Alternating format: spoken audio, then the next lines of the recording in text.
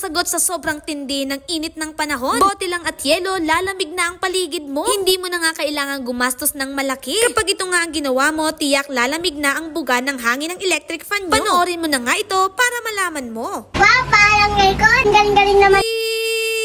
Hello mga bishi!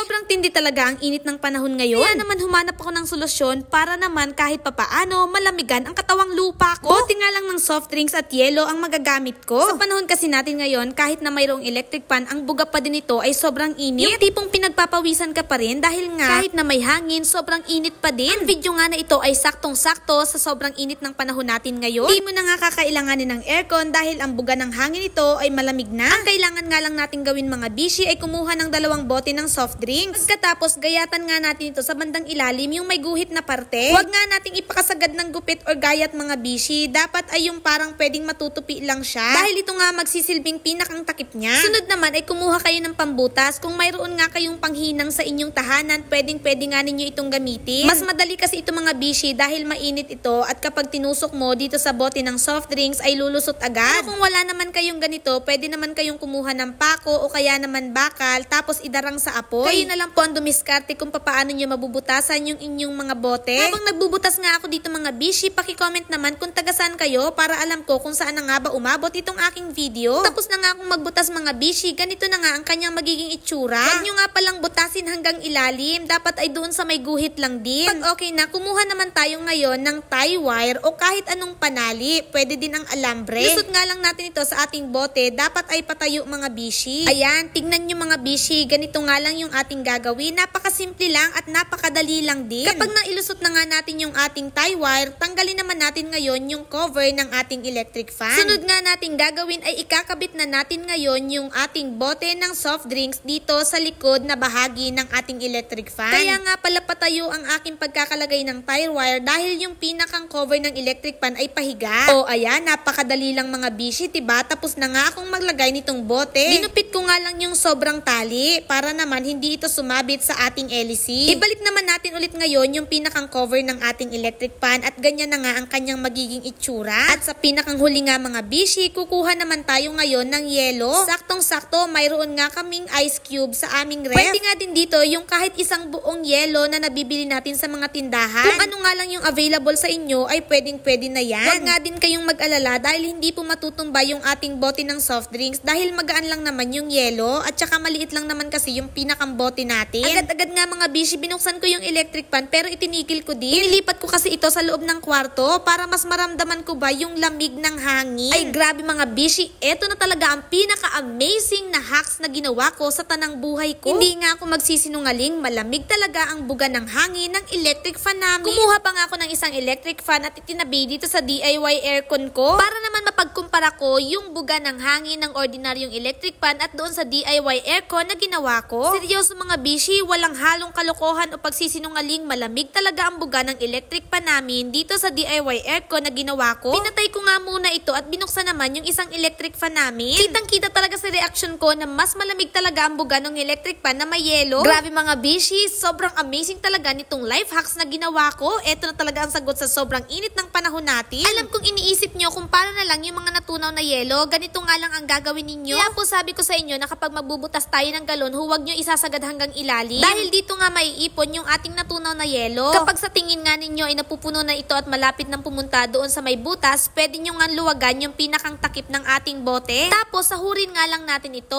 o kaya naman mga bishi, lagyan nyo na lang ng timba sa ilalim at itutok nyo lang yung electric fan para yung tulo ay mapunta na lang sa timba na nasa ilalim. O diba? Napaka-amazing. Alam ko din naman po na mayroong magsasabi sa inyo, naku, sayang yung yelo, madali lang matunaw yan. Ay naku mga bishi, wag nyo nang pakaisipin yan. Basta ang mahalaga, maging malamig yung buga ng hangin ng electric fan natin. Nung magagabi na nga mga bishi, syempre binita ko ito sa aking mama. Ang sabi ko nga sa kanya ay ginawan ko na siya ng electric fan na the aircon.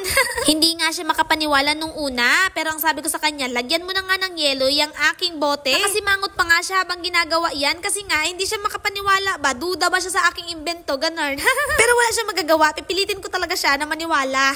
Ay tignan nyo nga mga bishi, sa sobrang kadali-dali nga niya, nagkanda pasabog pa yung yelo doon sa pasimano. At nung okay na, ito na nga ay kanyang binitbit papunta naman doon sa kanilang kwarto. Ang suggestion ko pa nga sa kanya ay buksan niya lang ito tapos saraduhan yung pintuan. Uobserbahan nga namin kung lalamig nga ba yung kwarto. Mas effective nga itong gamitin doon sa mga kwartong kulob o kaya naman mayroong kisame. Pero pwede din naman mga bishi na itutok nyo sa inyo at yung buga talaga ng hangin ng electric fan nyo ay malamig talaga. Pustaan, walang halong biro. Balik nga namin ng kwarto, natunaw na yung kanyang yelo. Mga 1 oras siguro ito mga bishi. Sabi nga ni mama para hindi na daw ako magtanggal-tanggal nung takip ay naglagay na lang siya ng timba sa ilalim. Tapos nagatulo na lang siya mga bishi. Pero ang buga talaga ay sobrang lamig. Tingnan nyo naman, enjoy na enjoy nga si mama sa pagsi-cellphone niya. Amazing nga daw yung aking ginawa, o diba? Kahit papaano nga ay naibsan yung sobrang init ng panahon natin dahil sa sobrang lamig na buga ng hangin ng electric pan namin. Kaya naman kung ako sa inyo mga bishi, subukan nyo na nga din gawin ito dahil hindi mo nga malalaman kung hindi mo susubukan. Kung nagustuhan mo nga itong aking video, paki-like and share naman ito. Huwag mo na din kalimutan na i-follow ako. Akin ngang ipinapakilala sa inyo